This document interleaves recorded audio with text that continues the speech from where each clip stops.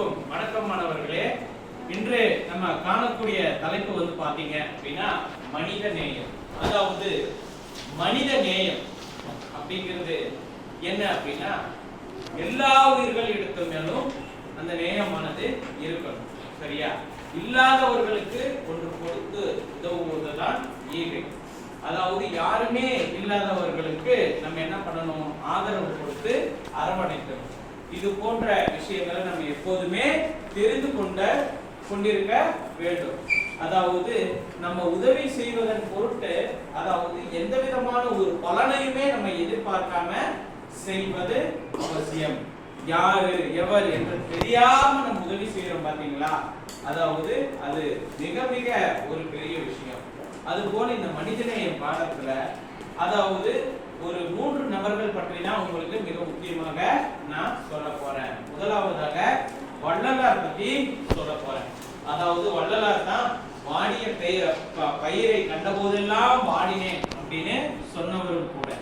அவருடைய வாழ்க்கையில நடந்த ஒரு சுவாரஸ்யமான ஒரு சின்ன சம்பவத்தை நான் சொல்ல போறேன்.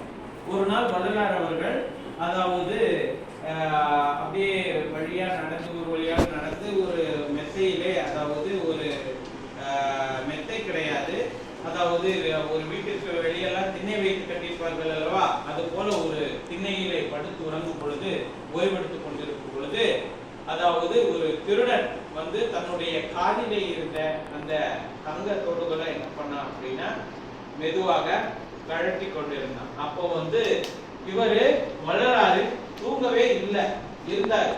அதாவது ஆனா விழித்தும் கொள்ளல, தூங்கின மாதிரி நடிச்சாரு. ஒரு பக்கம் அந்த திருடன் கட்டின உடனே மறுபக்கம் சாஞ்சு அந்த திருடன் இருக்கிறதுக்கு ஏதுவாக படுத்தார். பிறகு அந்த திருடன் அதையுமே கலற்றி கொண்டார்.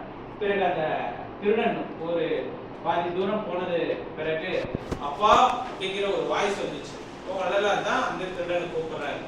அதாவது அது தங்கத்தோடுகள், அதெல்லாம் வந்து விலை உயர்ந்தது, அதை வந்து நீ வந்து நல்ல காசுக்கு நீ கொண்டு போய் வித்துரு, என்ன ஏமாத்திடுவாங்க. நீ ஃபர்ஸ்ட் டைம் கட்டும் போதே நான் எந்திரிச்சிட்டேன், அதுக்கப்புறம் நீ ஒரு தோடோட போனா உன்னை வந்து திருட அப்படிங்கிறத சுலபமாக கண்டுபிடிச்சிருவாங்க. அதனால தான் நான் இன்னொரு பக்கம் நீ எடுக்கிறதுக்கு ஏதுவாக திரும்பி படுத்தேன், போய் நல்ல விலைக்கு விட்டுக்க அப்படின்னு சொல்றாரு. அதை சொன்ன உடனே அதாவது அந்த மனிதன் வந்து தலை குனிந்து போகிறான். மாணவர்களே, அப்போ நம்ம கிட்ட ஒருத்தர் பொருளை திருடுனா நம்மளுடைய அதாவது ரியாக்ஷன் அப்படிங்கிறது எப்படி இருக்கும் அப்படிங்கிறது உங்களுக்கே நல்லா தெரியும். ஆனா வள்ளலார் வந்து அந்த தன்னிடமிருந்து ஒருவர் திருடிய ஒரு நபரை கூட நேசிச்சார். அது போல ஒரு தன்மை கொண்டவர். சத்திய தர்மசாலை அப்படிங்கிற ஒன்றை நிறுவி அதாவது பசிப்பினியை நோக்குமாறு அவர் என்ன பண்றாரு, அதாவது அந்த இதை ஆரம்பித்தார். பிறகு இன்றைக்கு கூட அந்த சத்திய தர்மசாலையிலே சரியா வடலூர்ல நம்ம போனோம் அப்படின்னா அங்க எந்நேரமும் சாப்பிடுறதுக்கான வசதிகளும் இருக்கு. அது வள்ளலார் தான் ஆரம்பிச்சார். அவர் ஒருவர் மனித நேயத்துக்கு ஒரு உதாரணமான ஒரு நபர். அதன் பிறகு அன்னை தெரேசா அவங்களுடைய வாழ்க்கையில் நடந்த ஒரு சிறிய சம்பவம். இப்போ ஒரு வயதான மூதாட்டி ஒரு சாலையின் ஓரத்துல கையில ஒரு பூனைக்குட்டியை வைத்துக் கொண்டு இருக்கிறாங்க. அப்போ வந்து இவங்க அன்னை தெரேசா பார்த்து பாவமா இருக்கு, பக்கத்துல போறாங்க. அதன் பிறகு அவங்க வந்து கடும் ஒரு வியாதியால அவங்க பாதிக்கப்பட்டிருந்தாங்க. பக்கத்துல போய் என்னமா ஆச்சு உங்களுக்கு அப்படின்னு கேட்க போகும் பொழுது அந்த மூதாட்டி சொல்றாங்க, அம்மா அம்மா நீங்க வராதீங்க, என்ன தொடாதீங்க, என்னுடைய சொந்தக்காரங்களே எங்களுக்கு வந்து இது போன்ற ஒரு வியாதி வந்திருக்கு. சரியா? அதாவது ஒரு வியாதி வந்திருக்கு, ஒரு தொழுநோய் வந்திருக்கு அப்படின்னு சொன்ன உடனேயே எங்க சொந்தக்காரங்களே என்ன வந்து வீட்டை விட்டு விரட்டி விட்டுட்டாங்க, என்கிட்ட வரவே எல்லோரும் பயப்படுறாங்க, நீங்களும் என்னை தொட்டு தூக்காதீங்க அப்படின்ட்டு அந்த மூதாட்டி சொல்றாங்க.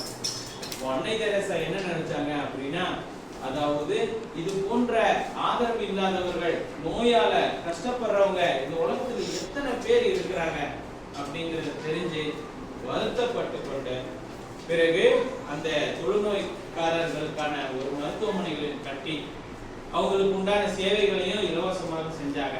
தம்முடைய வாழ்நாள் முழுவதுமே என்ன பண்ணாங்க அப்படின்னா போன்ற இல்லாதவர்களுக்காக கொடுத்து உதவுனாங்க, சேவைகளை செய்து உதவுனாங்க ஔவையார். அதாவது ஔவையார் சொல்லிட்டேன் பாருங்க, யாரு? அன்னை தெரேசா. சரியா?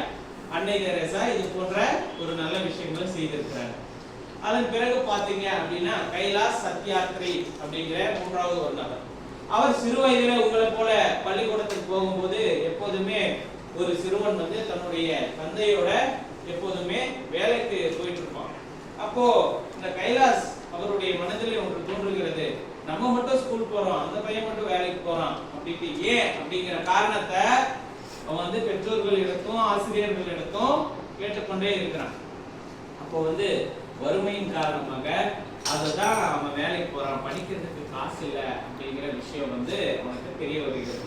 இப்போ வந்து ரொம்பவும் வருத்தப்படுறான், நம்மளும் சிறுவன் தான், அவனும் சிறுவன் தான். கல்வி என்பது எத்தனை பேருக்கு ரொம்ப ரொம்ப முக்கியமானது, அப்படி இல்லாம சிறு வயதுல வேலைக்கு போறாங்களே அப்படிங்கிறத நினைச்சு மிகவும் வருத்தப்பட்டான் அந்த சிறுவன். அவர்தான் பிற்காலத்திலே அதாவது குழந்தை தொழிலாளர்கள் அவங்களை வந்து ஒழித்து பிறகு கல்வி இல்லாதவர்களுக்கு இலவசமாக கல்வி கொடுக்க வேண்டும் அப்படின்னு ஏராளமானவர்களுக்கு கல்வியும் கொடுத்து இந்தியா மட்டுமல்லாது பிற நாடுகளுக்கெல்லாம் சென்று குழந்தை தொழிலாளர்களை இருக்கவே கூடாது அப்படின்னு பரப்புரை செய்தவர் தான் இந்த கைலாஷ் சத்யார்த்தி. அப்போ இந்த மூன்று மனிதர்களும் வந்து பாத்தீங்கன்னா நமக்கெனே வாழாமல் பிறருக்காகவே இத்தனை நல்லது பண்ணி இருக்கிறாங்க. இதுதான் வாழ்க்கை, மனிதநேயம் என்பதெல்லாமே. ஆகவே மாணவர்களே, நீங்களும் வாழ்க்கையில நமக்கு வாழ்க்கை நம்ம வாழ்ந்து கொண்டே இருக்கிறோம், வாழணும். அது மட்டுமே வாழ்க்கை கிடையாது, பிறருக்காக வாழ்வதும் வாழ்க்கை தான் அப்படிங்கிற விஷயத்த நீங்க எல்லோரும் புரிந்து கொள்ள வேண்டும். நன்றி.